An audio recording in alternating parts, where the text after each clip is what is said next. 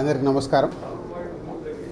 Telangana film development corporation చైర్మన్గా ఈరోజు నేను ఛార్జ్ తీసుకోవడం, ఈ అవకాశం ఇచ్చిన ముఖ్యమంత్రి శ్రీ రేవంత్ రెడ్డి గారికి, అలాగే ఫిలిం మినిస్టర్ కోమటిరెడ్డి వెంకటరెడ్డి గారికి, వారిద్దరి నమ్మకం ఈ ఎఫ్డిసి ఇటు ఫిలిం ఇండస్ట్రీకి, ఇటు తెలంగాణకి, ఇటు గవర్నమెంట్కి మధ్యలో డెవలప్ చేయాల్సిన అవసరం ఎంతైనా ఉంది. ఎందుకంటే ఒకప్పుడు ఎఫ్డిసి అంటే సినిమా ఇండస్ట్రీకి అన్ని రకాలుగా సినిమా ఇండస్ట్రీలో ఇన్వాల్వ్ అయి ఉండేది. సో మళ్ళీ ఆ పూర్వ వైభవం ఎఫ్డిసికి తీసుకురావాలనేది సీఎం రేవంత్ రెడ్డి గారి ఆలోచన. సో దాని గురించి నన్ను ఎఫ్డిసి చైర్మన్గా నియమిస్తున్నానని చెప్పారు. సో 100% సీఎం రేవంత్ రెడ్డి గారి విజన్కి ఈ ఫిలిం ఇండస్ట్రీని గవర్నమెంట్ మధ్యలో తెలంగాణలో ఫిలిం ఇండస్ట్రీని ఇంకా గ్రోత్ చేయాలి.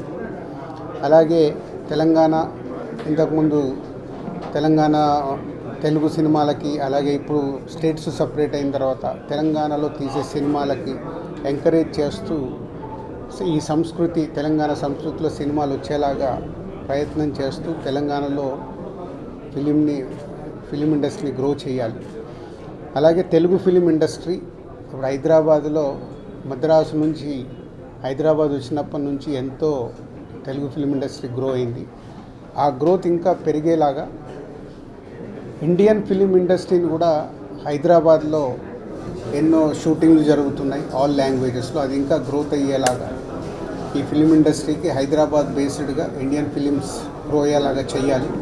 ఇలాంటి ఎన్నో ఆలోచనలతో సీఎం రేవంత్ రెడ్డి గారు ఈ ఎఫ్డిసి చైర్మన్గా నన్ను నియమించారు.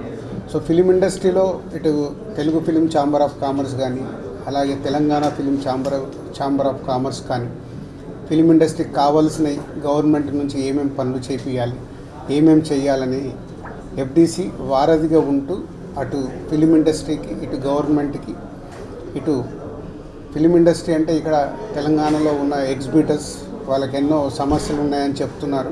సో గవర్నమెంట్తో మాట్లాడేవి సాల్వ్ చేయాలి. అలాగే ప్రొడ్యూసర్స్ ఎప్పుడు హైదరాబాద్లో షూటింగ్ జరుగుతున్నప్పుడు మాకు సింగిల్ విండో షూటింగ్లు జరిగేలాగా ఇమ్మీడియట్లీ పర్మిషన్స్ వచ్చేలాగా ఎప్పుడు మాకు ఛాంబర్లో డిస్కషన్ జరుగుతాయి. ఇవి ఆల్రెడీ వాళ్ళు అడిగిన ఈ పాయింట్స్ అన్నీ ఇమ్మీడియట్గా గవర్నమెంట్ దృష్టికి తీసుకెళ్ళి అన్నిటినీ స్మూత్ చేసి అందరికీ ఈ ఎఫ్డిసి అటు ఫిలిం ఇండస్ట్రీకి, ఇటు గవర్నమెంట్ మధ్యలో తెలంగాణలో గ్రో చేయడానికి ప్రయత్నం చేస్తాం.